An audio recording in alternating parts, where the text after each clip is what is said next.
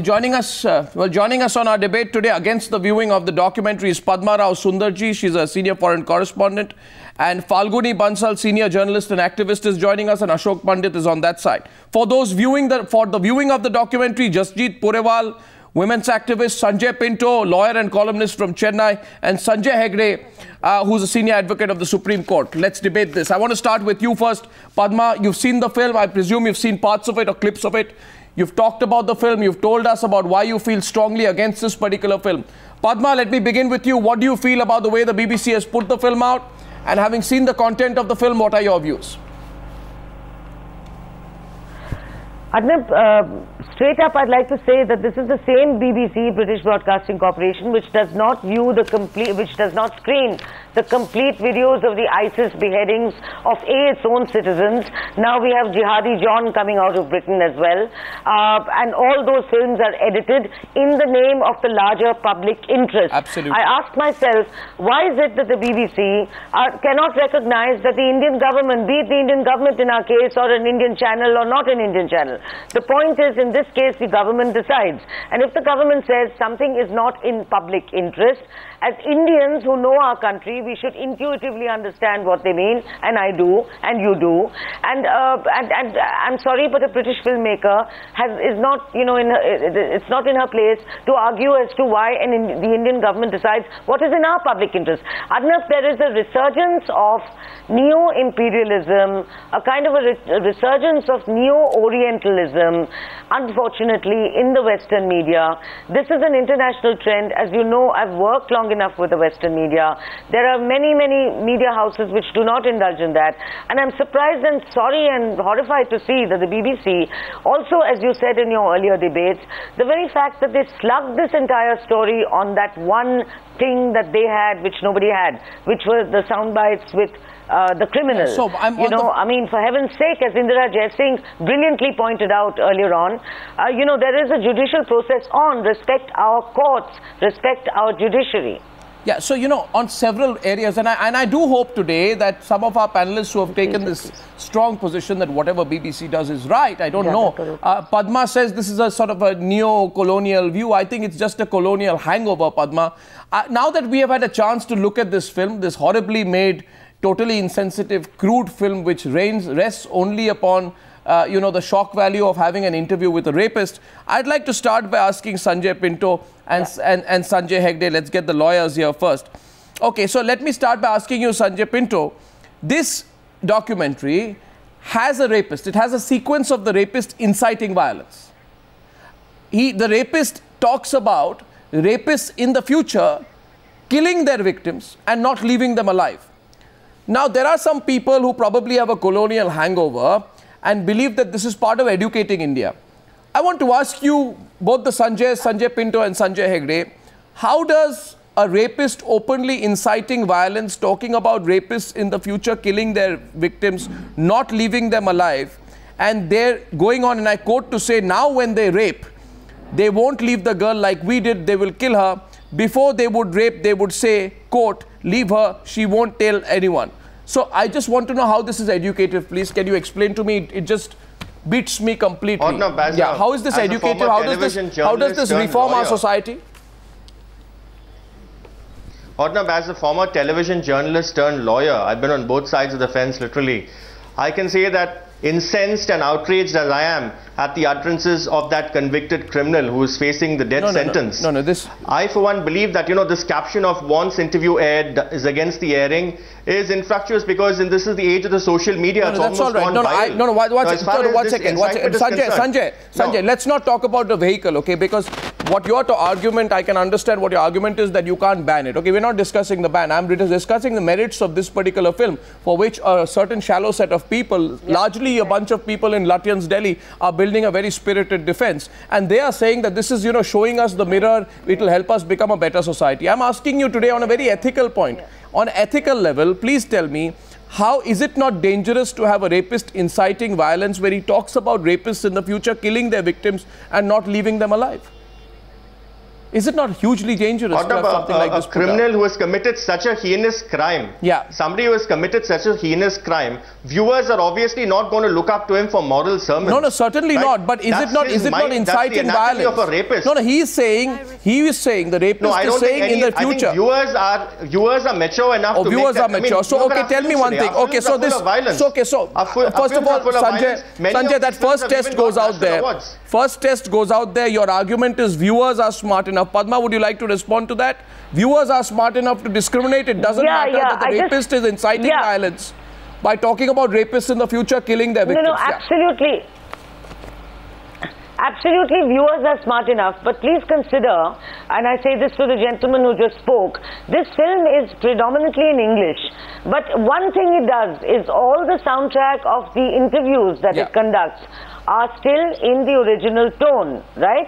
So if you're airing this on an Indian channel which is widely seen, or even on the BBC which is widely seen, I'm sorry, but what you're doing is you may be, causing conditions it may be incendiary, it may be inflammatory what you're putting out, and whether it is or it isn't, the larger philosophy of your film, that's not, for the Indian government decides on the basis of its perception of public interest, and you've got to accept that. There is no one-size-fits-all democracy. That's what I'd like to tell you guys. You look after your democracy, but India's got to look after its own kind of democracy, which is based on a perception of how people in its own country are likely and possible to react. And anyone we're not, we're looking at it from the elite Lutyens' point of view. How are people going to react? We're not all Lutyens. We can't have any crime shows. Crime stories. No, I'll tell you something. Let's not get into the silly zone. You know what has happened yesterday? That since yesterday, the argument of one side has gone, and I'm sorry, very sorry to say this. Please don't take it otherwise. The argument of a certain bunch of people is gone into a very silly zone. I see a hand go up there. Yes, ma'am, I'm going straight across to you. I just want to make one small point here, that the documentary begins by acknowledging that it contains, quote unquote, Jasjeet Purewal, that it contains graphic descriptions of sexual violence. Now, you are aware that even movies have been banned in the United Kingdom on the same premise of graphic descriptions of sexual violence. You would never have, I'm telling you, Jasjeet Purewal, you would never in the United Kingdom, never have something like this with a British victim. Show me one film with a British victim and a British rapist. Show me one. And don't tell me acts of rape have not happened in the United. Show me one where a British victim and a British rapist are put in this situation where the victim is dead.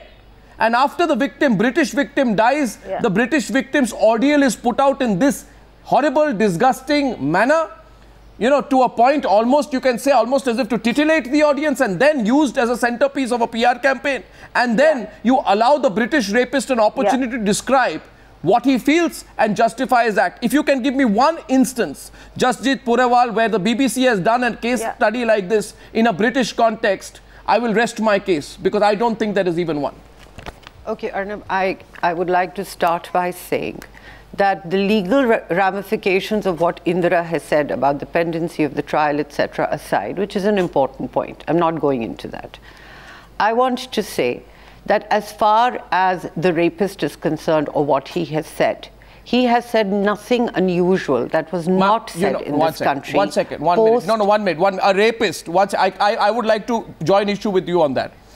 Now that depends on what you. No, watch. 1 minute. Just 1 minute. 1 minute. What you're saying is the same argument. There's nothing unusual. What do you expect a rapist to say?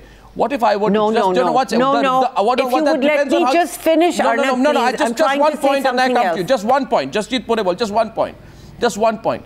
I would like you to remember that even British law, and I am hinging on the case of double standards, because sometimes we think anything with a made in UK brand has to be better than us. British law prohibits the disclosure of the names of sexual violence. It prohibits it. The context in which the revelation of Nirbhaya's identity is made in the documentary makes the disclosure of her identity all the more unacceptable and outrageous. Section 228A IPC, subclause C, says that Arnab, section 228A of the IPC subclause C clearly says in this case, if I'm correct, Nirbhaya's father is the one who actually gave out the name towards the end of the documentary. So, no, I'm very sorry. I'm very sorry. Nirbhaya's father has also been quoted. One second. Nirbhaya's father has been quoted as having said. No, one second. Please go back and check today under MSN.com. A story has been put out where Nirbhaya's father has been quoted, a PTI quote, Press Trust of India quote. You've been a journalist. I hope you trust the Press Trust of India. And let us not shoot over Nirbhaya's father. Nirbhaya's father has been quoted as saying that despite my telling them not to disclose the identity, they have done so. And I'm angry about it. I'm going to file a legal case on it. No. By the way, what is this justification? Come on, please. The fact is the documentary includes the testimonies of the lawyers of the rapist. Now, I'm not even getting into that. I am saying Nirbhaya's identity and photograph. Her identity and photograph has been disclosed. It is an offence under Indian law. It is unacceptable under British law. Padma wants to come back into the debate. Yes, Padma. Arnab, I have not completed my point. If the next of kin have not given permission, yes. But if they have, then it's not. No, how can you? You see, the documentary disrespects the right of privacy and dignity of Nirbhaya. And I'm asking you, I'm really asking you, I don't understand this. Please tell me, pray tell me, somebody tell me that Arnab, by describing... by describing, you can expose the... You want to describe and, you know, the degree and detail of which... the degree of detail in which what happened to Nirbhaya, and I'm not going to detail what they did with her body parts, is revealed in this documentary. That's not acceptable. What is this? I'm talking about the identity, Arnab. That's all. Voyeurism. This is pure voyeurism, nothing else. Pure 100% unadulterated voyeurism. Yes, Padma. Arnab, please. Okay, Padma. To give someone. I'm coming to you. Jasjeet and Padma together on the screen, please. I just want to go back to the disclosure of the victim's name. Which the gentleman and the lady before me were discussing. The disclosure of the victim's name. My question, Arnab, is, does it really matter? You know, first of all of us on this panel and the entire nation, we are firmly on the side of Nirbhaya's parents, as we all know that. That goes without saying. And that is why some of us resent what we perceive as a certain, kind of a very subtle exploitation of the reaction that the parents will invoke in us viewers, and there is an exploitation there because they are at the forefront of the filmmakers' interviews on other television channels. There she is with the parents all the time, or on several channels, and there are the parents on the film. Now, I'd like to know, you're a journalist, I'm a journalist, what I'd like to know, Arnab, is what exactly was told to the parents? You know how long it takes to make a documentary film. The whole research, the Jasjeet Purewal. Yeah. Yes. Okay. The point is that there is a legal, as you said, there is... No, let Jasjeet counter you, please. Jasjeet, please. Yes, Padma. Let Jasjeet come in. Okay. If anybody has the right to feel humiliated and insulted totally by this film, it's Nirbhaya's parents and her mother. And if we read what she had to say today about it, and it's a very important point, the definition she's given to insult and humiliation needs to be taken note of. And that's where this discussion is not going. And that's where the debate is not happening. It's not just about BBC and the UK. It is about India. It is about the fact that we need to understand that she felt that what his lawyers were saying all these years during the trial, there wasn't an outrage then. Some papers wrote about it. Today the Bar Council... Jasjeet Purewal, one second. I take your point if you were to be able to prove to me. So the basic argument of a lot of people in Lutyens, Delhi today is, allow me to complete, please, is that the BBC is a do-gooder organization that wants to spread good values to the world. I am talking about the BBC, ma'am. The BBC has put out the documentary. Let's not be hypocritical about it. That's been said, Arnab. I'll give you an example. I'll give you an example. Jasjeet Purewal. Let me give you an example. No, let us talk about double standards here. The double standards here are such. No, but Jasjeet Purewal, will you not listen to my question? I'm countering your view, then you can tell me. I want to answer one of your first questions. No, I'm answer this question. Give me a chance to answer this question. My question is, the BBC has no compunctions showing a documentary that reveals Nirbhaya's identity, carries an extensive interview with a rapist, which some sections of India are saying is great journalism. But those people who are saying this must remember that in September 2014, the same BBC decided not to air any archival footage of its longtime host Jimmy Savile, who was accused of sexual abuse. And on what grounds? On the grounds, 1 minute, on the grounds that his alleged victims may be offended if his footage was aired. So the BBC shows concern about the alleged victims of its own host, but shows no such concerns toward the sensitivity and privacy of Nirbhaya. This is such double standards, man. Such double standards. It actually shocks me completely that they have thought of doing. Look, the content of this film and the issue is far too important to just make the argument about BBC. No, why not? No, why not? Because the BBC, the BBC has put the arguments to put it up. No, 1 second. There are cheerleaders of the BBC in Delhi, but I just want to make one more point and then I give you full opportunity to speak. 1 second. I am asking you here today a very fundamental question. Did the BBC or the documentary filmmaker know that disclosing the identity of a rape victim in the UK also constitutes a total and unacceptable violation of the law? You are making an exception for Nirbhaya because she is no more, because Nirbhaya is not here to fight for herself, because Nirbhaya can't turn around and say today that I don't like the way in which my last moments, my fight for life was described, the way in which my dignity was taken away from me, what those beasts did to me, whether Nirbhaya is dead or living. The fact that you have used Nirbhaya's name, 1 second, revealed her name, put out her pictures, allowed the rapist an opportunity to justify what he did to her, and on top of it, gone into graphic detail of what happened to her and of the violence she suffered. This is not acceptable anywhere in the world. Now tell me, my question to you is, what is not acceptable anywhere in the world? Why should it be acceptable in India? Just tell me that. It's not a question of what... No, just a moment. It's not a question of what is not acceptable. It is not acceptable in the UK, ma'am. You know that. If in the USA or the UK they had done this, it would be totally unacceptable. We know that. It cannot just be about you. No, but I'm telling you, it would be unacceptable anywhere in the world. You know that. No, you're not letting me give an answer. No, you tell me. Okay, so would this be acceptable elsewhere in the world? Arnab, what is acceptable in India would not be acceptable anywhere else also. What are you talking about? No, these are basic norms. No, in the ethics don't change country to country. Period, Arnab, in the post-Nirbhaya period, you have people heading premier institutions in India, like a Supreme Court judge, the head of a progressive media magazine like Tehelka, and now the head of Terry being accused of sexual harassment. So, is that acceptable? No, we need to first look at what's going wrong. If you're telling me, you're telling me what is acceptable. I'm talking from the point of view of sensitivity. In my view, and I'd like to get Sanjay Hegde now on this documentary is downright insensitive because it airs the horrible interview with the rapist. It gives him an open platform. If you see the interview,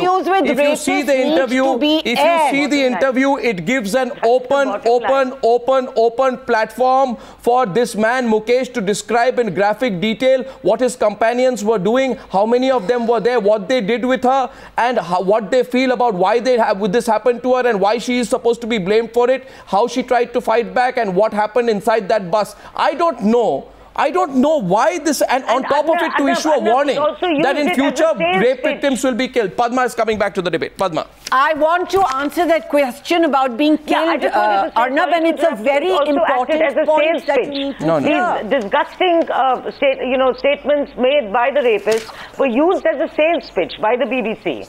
That was the main pitch and the main sales platform on which they tried to sell the film. Two very quick points. I saw the interview with the lady this afternoon on another channel, and she said two things which pretty much confirmed for me my fears of this larger neo-imperialism and, we need to be didactic and tell you how to run a democracy. Oh, yeah. Because we are the mothers or fathers of democracy. Not understanding that there's no one-size-fits-all. We're different people, we're different races, different nations. We need our own brand of democracy. Thank you very much. We know what to ban and not to ban. We know what our people are capable of not. Sorry, but quickly. She said, I'm in deep pain because this is going to backfire. She said this to Mr. Modi in her address to him.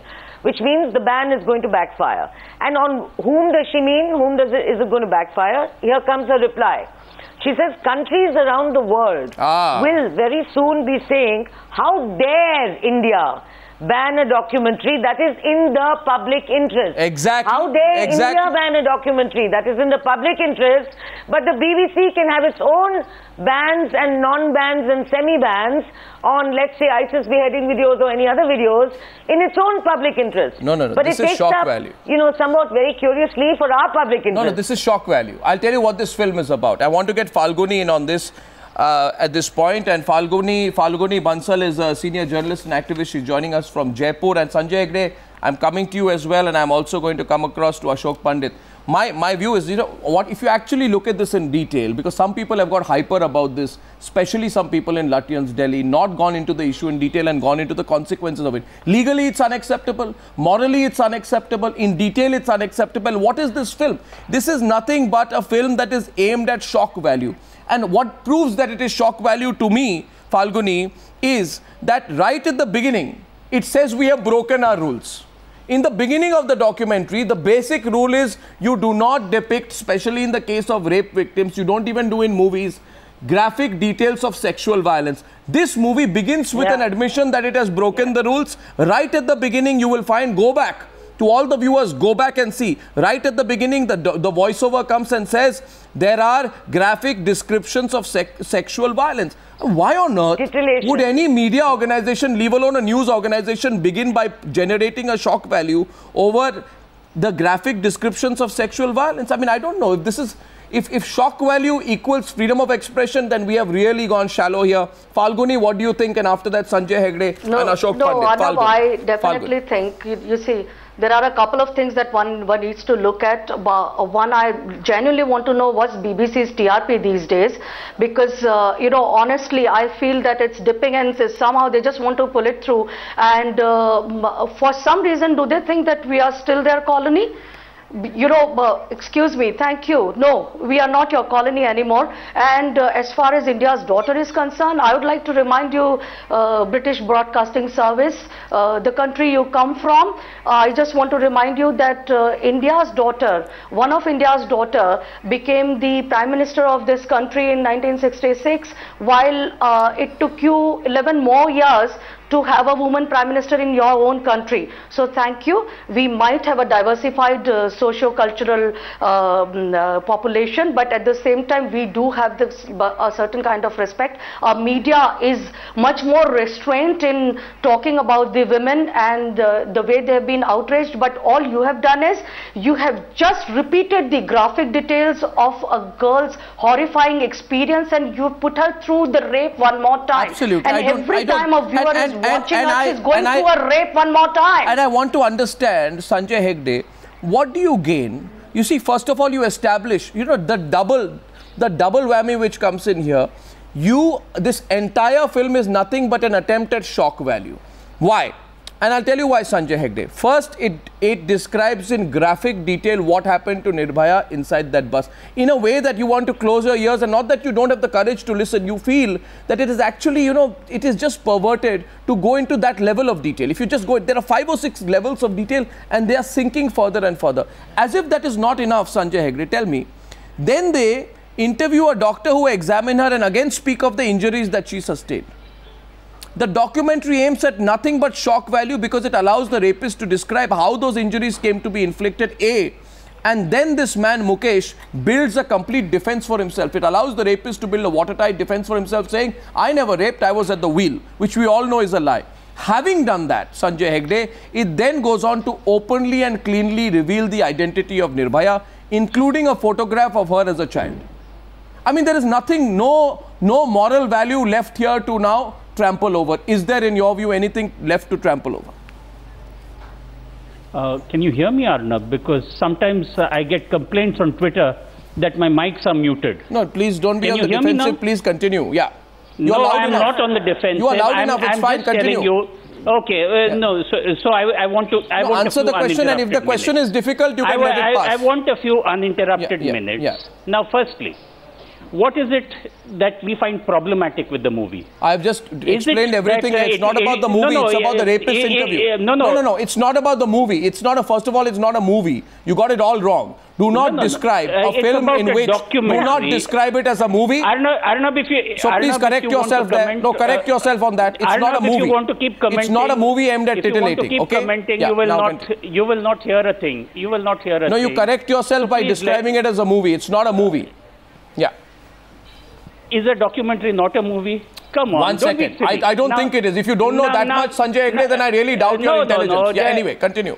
I doubt yours also. No, continue, please. Come to the point. Now let's get back to the issue. No, not the issue. The three questions I asked. Let's get back to the issue. I asked 3 questions. Let's get back to the issue. Did you hear my 3 questions? Did you hear my answer my 3 questions? No. Let me. Since you've invited me, let me. I have invited you to answer my questions. Answer the question. 3 questions I asked. No. What educational value does the movie have?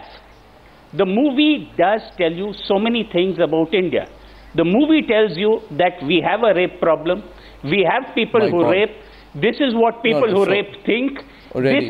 This is what India has done. Really? That Gopal Subramaniam and Justice Purewal got together and brought about a law. Really? Thereafter, oh God. Tell me 1 second. Despite everything, this is what. You answer my questions here. Answer my questions here. 1 second, please. First of all, a very specific question put to you, Sanjay. 1 sec. A very specific question has been put here. And this question is in the public domain. Let us not deviate from this question, because I do believe the answer to this question is the center point of the debate.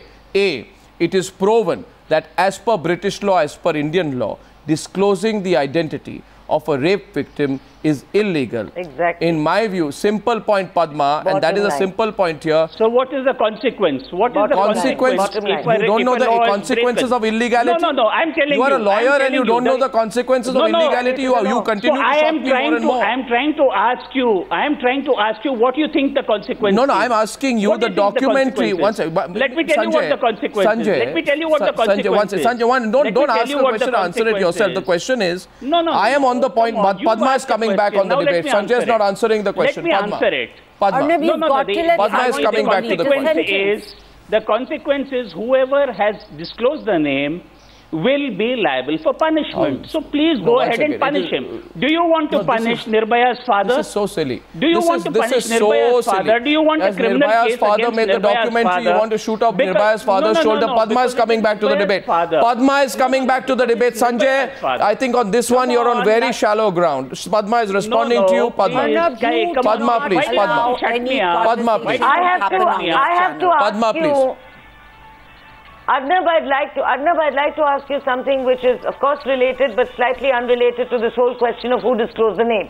Which is, the filmmaker herself, in this interview on this channel, said today, she said, you know, there was a tag to the whole interview saying that this is a part of a 7-nation global campaign, which includes the likes of supporters like Meryl Streep and Frida Pinto. My tongue is firmly in my cheek, you know. Fine, whatever, whoever their supporters are. But the point is that if there is a 7-nation consortium supporting this film, then I'd like to ask you, and also the filmmaker says that this film was made as my gift for India and as my gift for the world. Then I'd like to ask you, rape is all over the world, especially in your, including in your 7-nation consortium. If you wanted to make a film that changes society all over the world, and why did you use I'd like to now invite Ashok Pandit as well into the debate. And as far as Sanjay Hegde's fairly misplaced argument, Sanjay, please just 1 minute. It will take me only about 25 seconds to demolish your argument. Have 25 seconds of patience, please listen, because your argument is so utterly, unacceptable. It won't take me much time. You see, Sanjay, listen to this. Now, what is happening is, if you see the beginning of the documentary, it's very clear the BBC does 2 things. First, what they are doing is shock value. We have graphic depictions of sexual violence. We have, in other words, broken our rules to bring you this bit of television. Secondly, they say the parents, we thank them. In other words, they start by shooting off the shoulders of Nirbhaya's parents. And that is the same kind of argument, interestingly, that Sanjay Hegde makes. Now, the simple counter to the argument is parents' approval is simply this. Please understand. Suppose the parents okay, who are simple people, in their interview have taken her name in the documentary. Are you saying to me that an organization called the British Broadcasting Corporation, as well as a filmmaker who has probably got an arrangement with the BBC, as well as the editors themselves and the editors of the channels which were planning, including the Indian channel, NDTV, which was planning to put this documentary out, are you saying all these people are devoid of editorial judgment? The very fact that as editors they chose to reveal the identity of the victim, something that they could have withheld, is shocking. And for me, it displays nothing but you're objectifying, you're using Nirbhaya as an object, you are showing utter insensitivity to Nirbhaya herself. You know, and by the way, were the parents told this is a research project or a documentary? Are you going to sit in judgment over her parents on your news program? I'm so sorry, why are you shooting no, at the I would no, not I am asking you, no, one second. I'm telling you, I just told you, no, one second, can I just tell Sanjay? Those parents have taken a decision to tell her daughter's story in all its glory detail. Okay, Mr. Sanjay Hegde, I'll tell you what, I'll ask you a simple question. Now you are going around in circles. Sanjay Hegde, you tell me what is section 228A of the Indian Penal Code? Tell all our viewers now what is section 228A of the Indian Penal Code. Tell us. Listen, what is section 228A of the Indian Penal Code? 228A subclause C, I've got it before me. The section prohibits you from naming a victim except in specific the 228A of the Indian Penal Code, thank you for answering the question, says that it is a crime. It is a crime. No, 1 second. 228A of the Indian Penal Code says that it is a crime. It is an absolute crime to reveal the name of a victim of rape. Are you telling me all the editors of the British Broadcasting Corporation don't know or have no respect for Indian law? Ashok Pandit's coming into the debate now, please. Ashok, you've heard that argument for a long time. What would you say to the other panelists on the other side? Ashok Pandit, please. Arnab, the tragedy is that we couldn't save the dignity of Nirbhaya when she was alive, and we have failed to save her dignity even after her death. The filmmaker here says that she also is a rape victim. It would have been better that she would have made a documentary on her incident when she was raped, rather than making a documentary on an Indian. Let's not. This is not going to make it personal. Ashok, restrict yourself to the subject. Do not make it personal. I will not allow it. Move on to the subject. I will not make you make personal comments even on the documentary filmmaker. Come back to the point. You cannot. No, I am telling you no personal comments. Now continue. I am putting a logical construct out here. You cannot humiliate an Indian. You cannot humiliate an Indian like this. You have no right to do that. Now the question. You have no right to do that.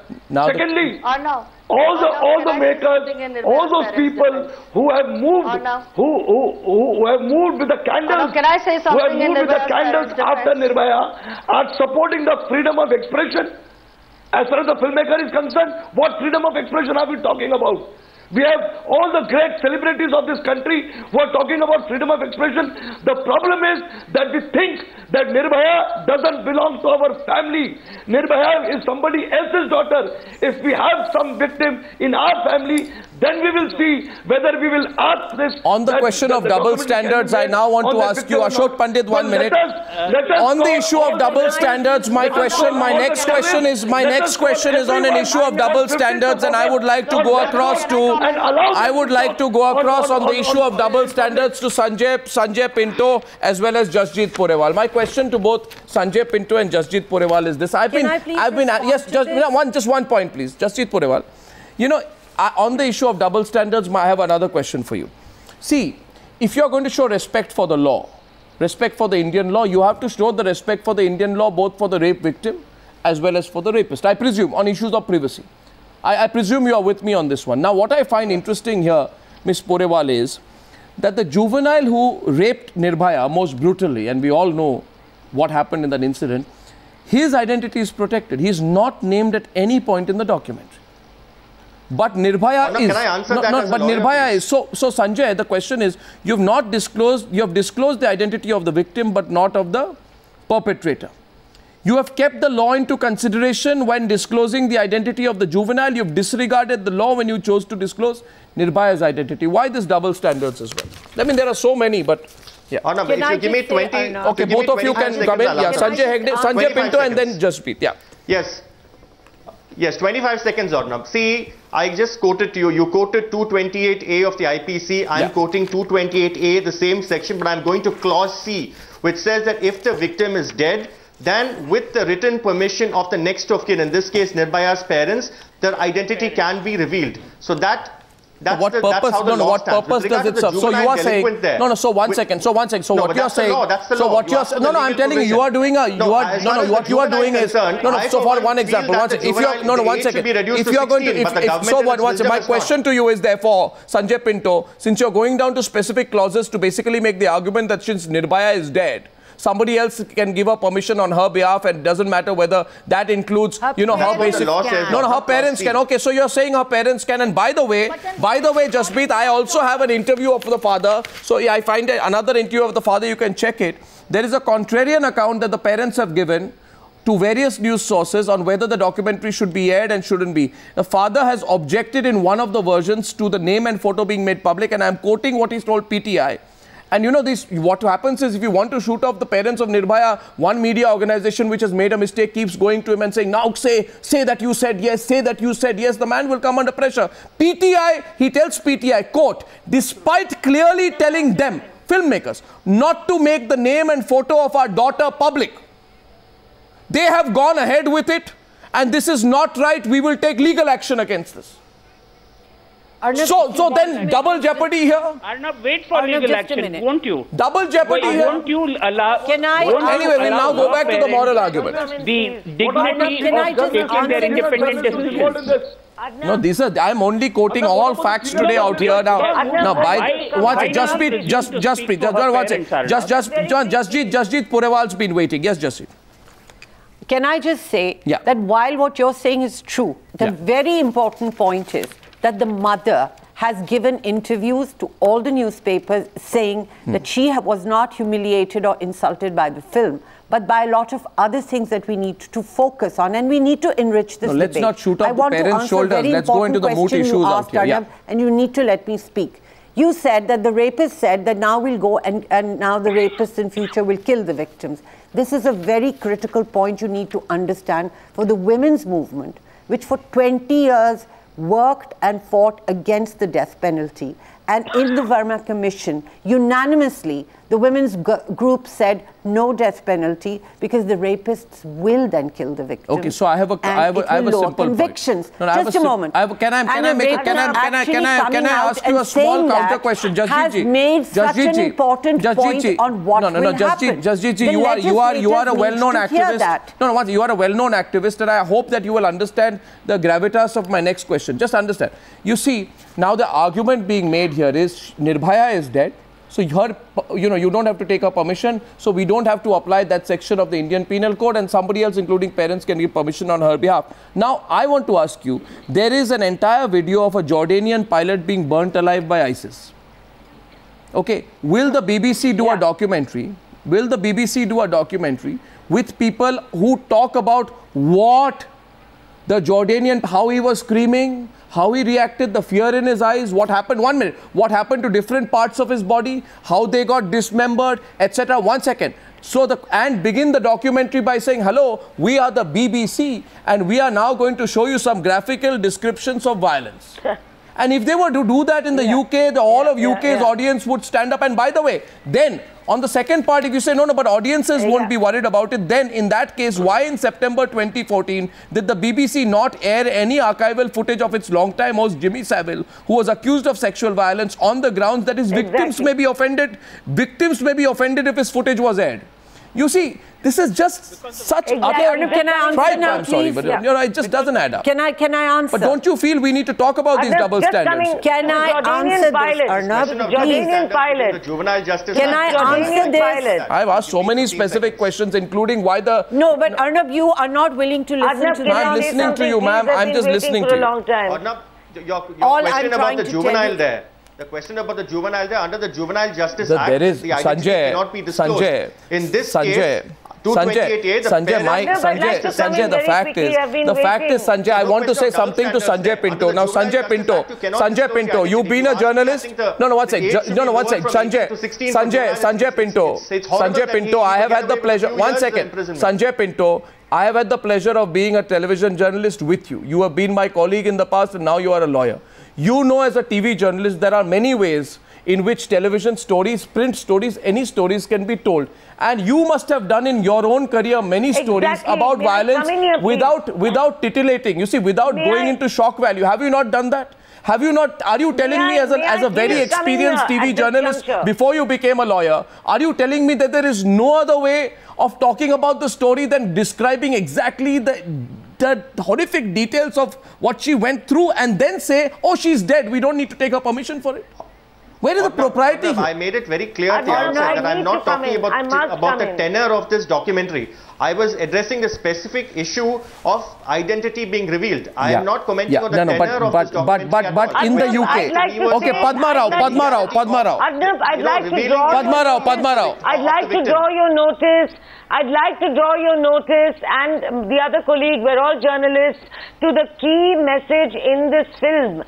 In the film, by interviewing the man, the criminal, and showing those very poignant and very sad pictures of his parents, there is a certain subtle thread of pathos being woven into the editorial. Now, please ask yourself, the same filmmaker has yesterday or day before on an Indian television channel also expressed the fact that she is against the death penalty, right? Okay. Now, please remember, this guy is on death row. There is an appeal court. So she does this thread of pathos is, to my mind, aimed at also playing mischief over public opinion about the death penalty in this country. Okay, now here's a specific question.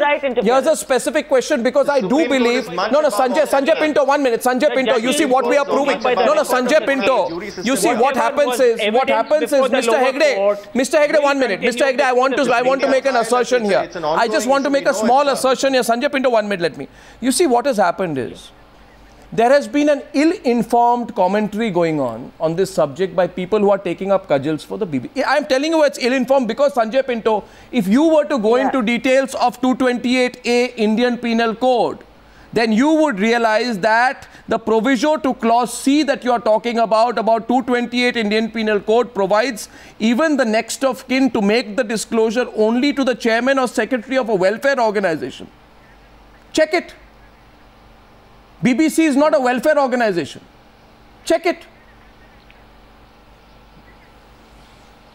Good. Now, the second point here is, under Sexual Offences Amendment Act 1992, Section 1 in the United Kingdom, Sanjay Pinto, Sanjay Hegde, I'm saying this is such an ill-informed debate. I'm sorry, lawyers, activists, everybody is jumping. In the UK, victims of rape or serious sexual assault have unequivocal anonymity and protection from media intrusion under Section 1 of the Sexual Offences Amendment Act 1992. This is a statutory exception under Article 10(2), which allows for derogations on the basis of protecting the rights and freedoms of others. This means names of victims of rape and sexual assault cannot be reported by the media. I mean, what are these ill-informed people talking about? If breaks the law, you can... this is such a... Sanjay Hegde, of all the ill-informed debates that I have heard today and the commentary of people who want to jump the gun, why don't they read up before they talk? Arnab, why don't you listen? I've just put... is anything I have quoted incorrect? And we would have told you had you allowed us to speak. So, is anything I have said incorrect? Allow anyone to speak. Please. Anything I have said incorrect? Do not interrupt. And I'm asking the viewers tonight, you think about it. Let me tell you. You think about the ill-informed debate. Ask yourself whether this is justice to Nirbhaya or the gravest injustice to her. Yes, Mr. Hegde. Who is the best guardian of her name and fame except her parents? Oh God, again you're shooting off the parent's shoulder. Padma, again he's shooting off the parent's shoulder. Are you putting this is the last straw. Do you presume to know better than her? I know the law, I know the rights, I know the law protects the rights, I know double standards. No, you are not arguing like a lawyer anymore now. You think you know I don't know why. You think okay, you know it. No, I've just read out the law. One second, Sanjay Hegde, if I think I know it. Okay, so Sanjay Hegde, one minute. Sanjay Hegde. Okay, Sanjay, one second. Simple point. Sanjay Pinto, I'll ask, one second. Nameless girl, and we used to... Yeah, okay, Falguni. Yeah, Arnab. Yeah. Yeah, Arnab, we used to call this girl Nirbhaya. She was a nameless girl. She was a victim for us. But let's not forget that for a couple of decades, this girl was a daughter to somebody. Let's not forget that this girl had a name. Yeah. You know, right now everybody is talking as if she's just a, just a subject of entertainment or something, or the subject of exploit.